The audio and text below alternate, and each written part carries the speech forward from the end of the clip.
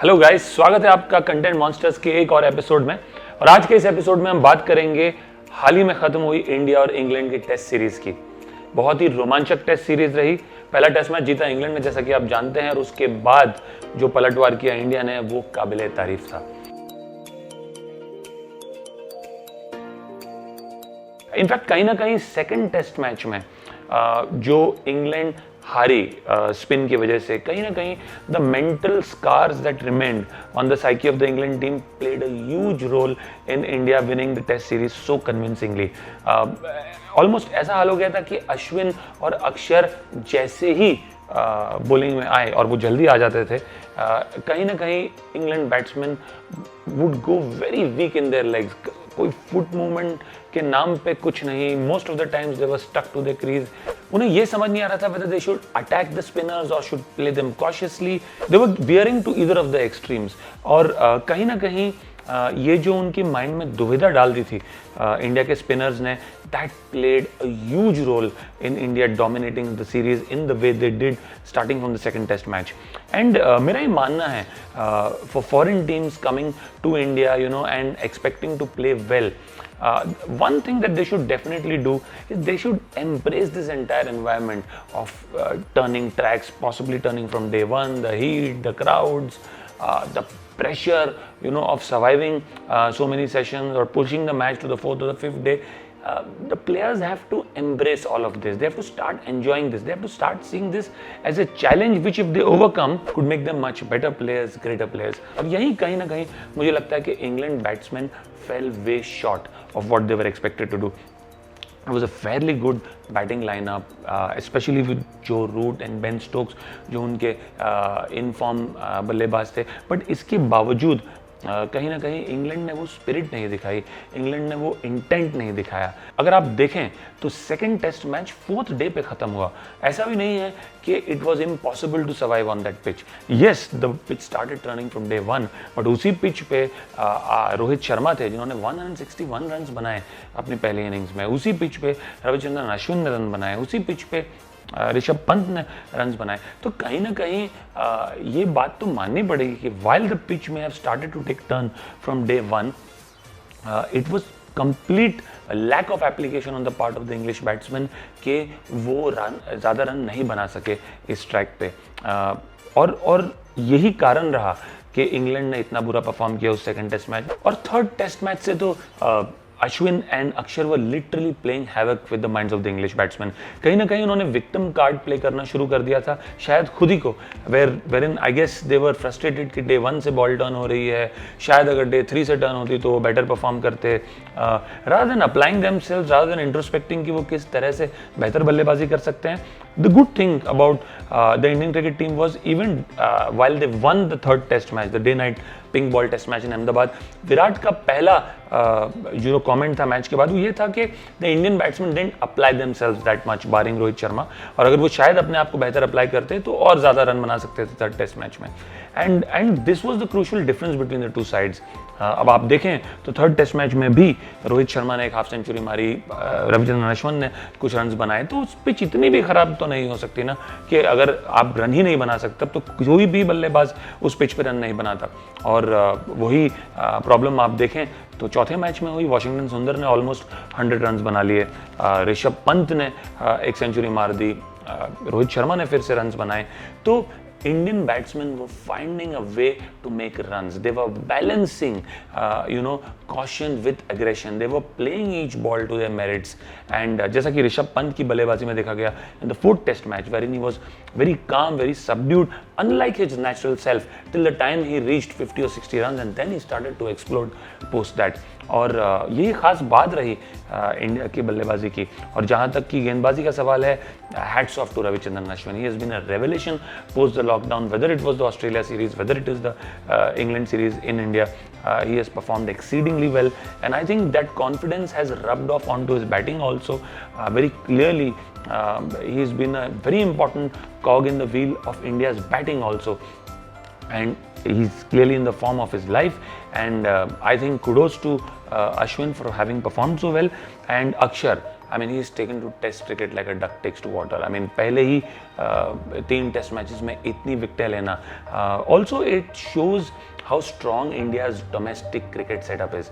अक्षर पटेल कई सालों से खेल रहे हैं and he is finally debuted at the age of 27, और जो इतने सालों का उनका एक्सपीरियंस है रणजी ट्रॉफी लेवल पे खेलने का, आज वो उभर के सामने आया इंग्लैंड की इस सीरीज में।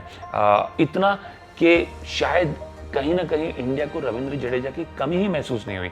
सच an important player, he is been so important in India's test match cricket setup, जिन्होंने ऑस्ट्रेलिया में इतना बढ़िया परफॉर्म किया, और जो कि लग रहा था कि जिनकी एब्सेंस की वजह से भारत को बहुत फर्क पड़ेगा, अक्षर पटेल ने उनकी कमी को महसूस ही नहीं होने दिया।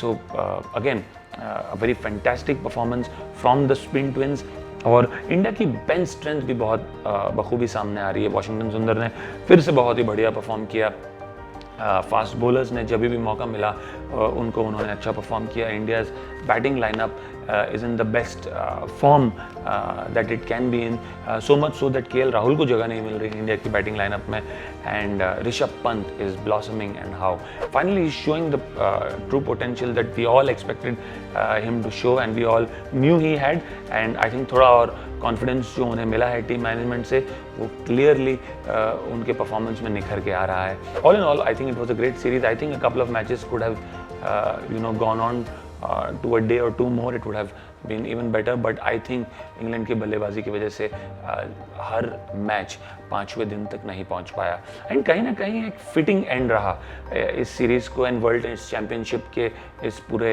टूर्नामेंट को, बिकॉज जो कोविड के दौरान रूल्स चेंज हो गए थे वर्ल्ड टेस्ट चैंपियनशिप की वजह से, उस वजह से India had not already registered its place in the finals. Otherwise जो कंसिस्टेंसी से इंडिया ने परफॉर्म किया है over the entire duration of the world test championship, उन्हें वैसे भी फाइनल में आना ही चाहिए था। They were deserving finalist, barring the 2-0 series loss that they had in New Zealand, जो वो 5 दिन में हार गए 2 टेस्ट मैच। उसके अलावा इंडिया ने कोई भी सीरीज हारी नहीं convincingly. They have been absolutely unbeatable at home. They have won 2 series in Australia, they have also won test matches in South Africa, England, West Indies. So कहीं ना कहीं without a doubt India has been one of the top 2 teams in the test matches across the globe, and it's quite fitting and it's quite fair that they have reached the finals of the World Test Championship, जहाँ वो New Zealand को मिलेंगे Lord's में जून में। We are all looking forward to it. It's going to be a cracker of a final, and मुझे लगता है चाहे इंग्लैंड वहाँ सीमिंग ट्रैक्स बनाए, किसी भी तरह का ट्रैक हो, India is very well equipped. India के पास अच्छे फास्ट बॉलर्स हैं, अच्छे स्पिनर्स हैं, अच्छे ऑलराउंडर्स हैं, बैटिंग लाइनअप है जो फुल फॉर्म में है। किसी भी तरह की पिच हो, इंडिया खेलने के लिए सक्षम होगी। हालांकि न्यूजीलैंड एक बहुत स्ट्रॉन्ग टीम है, and Kane Williamson also has been in the form of his life, but I think it's going to be a cracker of a final. अब आते हैं और उस बात का जिक्र करते हैं जिस पे बड़ी चर्चा हुई, pitches. I think to be fair, English cricket team ने इतनी चर्चा नहीं की पिचेस के बारे में जितने कि इंग्लैंड के एक्स प्लेयर्स ने किया, जैसे कि Michael Vaughan, mark butcher etcetera. मेरा ऐसा मानना है कि जो विराट कोहली ने कहा चौथे टेस्ट मैच के बाद, वो सही है। इंडिया न्यूजीलैंड में टेस्ट सीरीज हारा, 2 मैच हारे जो 5 दिन में खत्म हो गए, टोटल ऑफ 5 डेज। तब किसी ने कुछ नहीं कहा उन पिचेस के बारे में। इंडिया 36 ऑल आउट हुआ ऑस्ट्रेलिया में, वो मैच भी 3.5 दिन में खत्म हो गया था, किसी ने कुछ नहीं कहा। सो आई थिंक पिच सीमिंग हो, पिच बाउंसी हो या पिच टर्निंग हो, हर तरह का पिच अपनी चैलेंजेस लेके आता है। आपको सक्षम होना है as a test player to perform in each kind of condition, और उसी को टेस्ट मैच क्रिकेट कहता है। It tests your calibre, it tests your patient, it tests your skill. और अगर हर तरह की पिच पे आप नहीं खेल सकते हैं तो वो कमी आप में है, वो खामी आप में है एज अ प्लेयर। आप पिच को दोष नहीं दे सकते। मैंने इतने उदाहरण दिए जहां रोहित शर्मा ने सेंचुरी मारी, पंत ने सेंचुरी मारी, वॉशिंगटन सुंदर ने 96 रन बनाए, अश्विन ने सेंचुरी मारी, लेकिन इंग्लैंड के किसी भी बल्लेबाज ने सेंचुरी नहीं मारी। तो ये क्या कहता है अंग्रेजी बैट्समैन के कैलिबर के बारे में? कहीं ना कहीं they are not adept at playing spin, और उन्हें अपना गेम सुधारना होगा, उन्हें अपनी काबिलियत सुधारनी होगी, बजाय इसके कि वो पिच को ब्लेम करें। ये तो कहीं रूल नहीं है, जैसा कि अश्विन ने कहा कि डे 1 से ट्रैक टर्न नहीं होना चाहिए। डे 1 पे ट्रैक बाउंस हो सकता है, सीम हो सकता है, तो टर्न क्यों नहीं हो सकता? ऐसा नहीं है कि पिच इज़ अनप्लेएबल थी, ऐसा बिल्कुल नहीं है. There were a lot of runs in the pitch. It was sheer lack of application on the part of the English batsmen and lack of application on the part of a few Indian batsmen as well. But otherwise, all in all, I think these were good sporting tracks. Pitch को दोष देना बिल्कुल गलत होगा. And अब ये series जो समाप्त हो गई है, अब we all look forward to the one day and T20 series. बहुत ही रोमांचक सीरीज़ होनी चाहिए. दोनों ही स्क्वाड्स में कुछ बदलाव होंगे. इंग्लैंड स्क्वाड को फ़ायदा ये होगा दैट वो जो प्लेयर हैं जो टेस्ट मैचेस नहीं खेले हैं, once they come in they will not carry the baggage of the test series loss.